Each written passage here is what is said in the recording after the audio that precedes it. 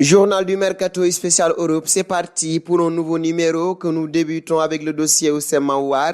Le nouvel entraîneur de la Juventus, Andrea Pirlo, souhaite enrôler le milieu de terrain de l'OL. Le club rhodanien réclamerait au moins 50 millions d'euros, un certain intérêt, mais une proposition concrète qui se fait attendre depuis plusieurs semaines. La Juventus dit être intéressée par Oussema Aouar, mais pour l'heure, l'OL n'a reçu aucune offre du club bianconeri. Selon les informations du Quotidiano Sportivo, la vieille dame va rapidement passer à l'action puisque son nouvel entraîneur Andrea Pirlo souhaite enrôler Oussema Aouar.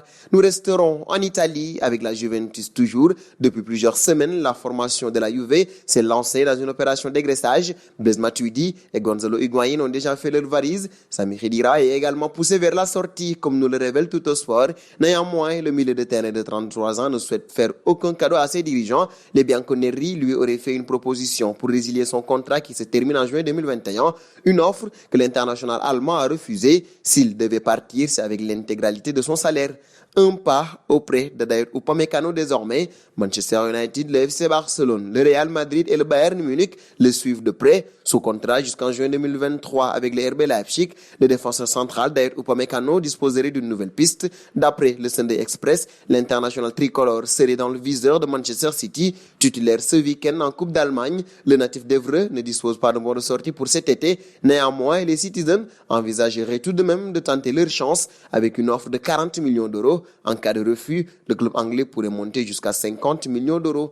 Et de David Upamecano, on passe à Mbappé, cité comme étant des clubs susceptibles de pouvoir recruter le Français. Liverpool et Manchester United ont été rejoints par Manchester City, mais selon la presse locale, il faudra 2 gros chèques pour pouvoir recruter le joueur du PSG.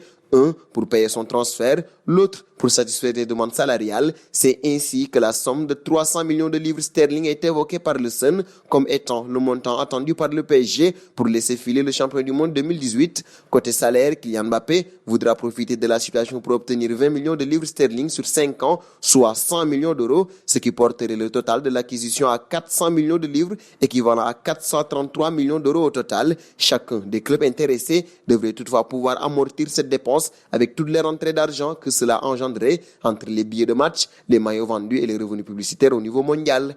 Un passage en Espagne désormais avec le Real Madrid. Il y a quelques heures, nos confrères italiens de Sport Mediaset ont prétendu qu'un accord avait été trouvé entre le Real Madrid et les agents de Lautaro Martinez. Une information surprenante alors que le FC Barcelone vise l'attaquant argentin de 23 ans depuis des mois et que les dirigeants nerazzurri ont encore répété récemment qu'il ne partirait pas durant cet été. Mais cette tendance est visiblement toujours d'actualité puisque le club italien a fait savoir via le journaliste Fabrizio Romano qu'il n'avait reçu aucune offre de la Casablanca pour Lautaro Martinez.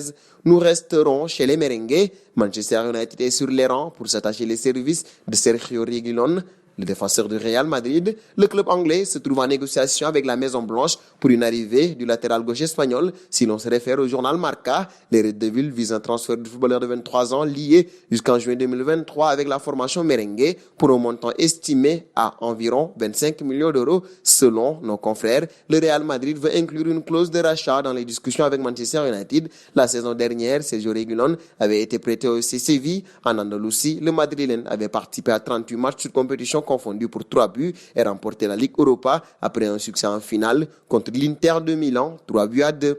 Dernier point de ce journal, avec Edinson Cavani. Les agents de l'ancien attaquant du Paris Saint-Germain auraient proposé les services du Matador FC Barcelone il y a plusieurs jours durant ce mercato, à en croire les informations du Média Sport, et les dirigeants du club catalan auraient finalement recalé Edinson Cavani car ces derniers privilégieraient d'autres pistes sur ce poste et de plus, son compatriote Luis Suarez, lié encore jusqu'en juin 2021 avec les Blaugrana, ne semble pas franchement décidé à quitter Lionel Messi et le Barça aussi facilement sur ce marché des transferts. Terminons ce journal du Mercato spécial Europe avec la question du jour. Recruter Edinson Cavani libre pour une année ou deux n'aurait-il pas été une bonne idée pour le Barça? Vos réponses seront attendues en commentaire. Et c'est donc terminé pour ce journal du Mercato spécial Europe, chers amis internautes qui nous suivez d'un peu partout. La famille Afrique Sport s'élargit de jour en jour. Pour nous aider à faire grandir notre chaîne, n'hésitez donc pas à vous abonner. C'est pour ne rien manquer du marché des transferts.